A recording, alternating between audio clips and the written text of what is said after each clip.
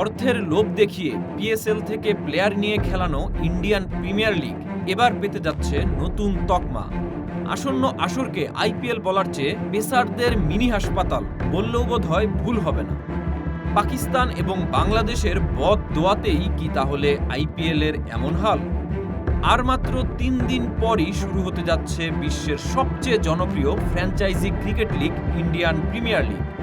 কিন্তু টুর্নামেন্ট শুরুর আগেই বড় দুশ্চিন্তা তারকা বোলারদের ইনজুরি।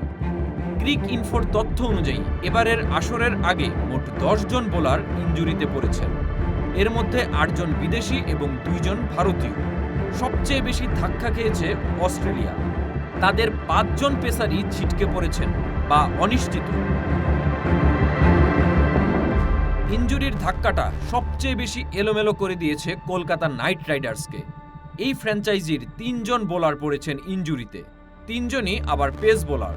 হর্ষিত রানা হাঁটুর অপারেশনের পর এখনও ফিটনেস ফিরে পাননি। শ্রীলঙ্কার তরুণ তারকা মাথিসা পাথিরানা কাফ ইনজুরিতে ভুগছেন, ফিরতে সময় লাগবে এপ্রিলের মাঝামাঝি পর্যন্ত। আর আকাশদীপ পিঠের চোটে ছিটকে গেছেন পুরো টুর্নামেন্ট থেকেই। অন্যদিকে উদ্বোধনী ম্যাচেও বড় ধাক্কা। রয়্যাল চ্যালেঞ্জার্স বেঙ্গালুরু এবং সানরাইজার্স হায়দ্রাবাদ দুই দলই পাচ্ছে না গুরুত্বপূর্ণ অজি পেসারদের। প্যাট কামিন্স এখনও পুরোপুরি ফিট নন, ফিরতে সময় লাগবে। জ্যাক এডওয়ার্ডসও পুরো আসর থেকেই ছিটকে গেছে। জশ হ্যাজেলহুড ইনজুরি কাটিয়ে উঠতে না পারায় শুরুর ম্যাচগুলো খেলতে পারবেন না। আর ইংল্যান্ডের স্যাম কারান তিনি তো পুরো টুর্নামেন্ট থেকেই আউট, তার বদলে এসেছে দাসুন সানাকা।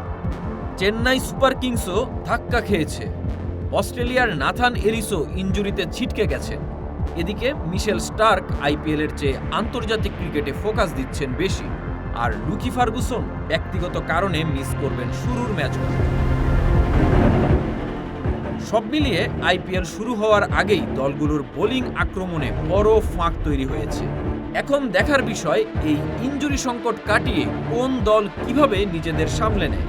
প্রথমেই যেমনটা বলছিলাম, ২০২৬ আইপিএলকে নিঃসন্দেহে তাই বলা যায় পেসারদের মিনি হাসপাতাল।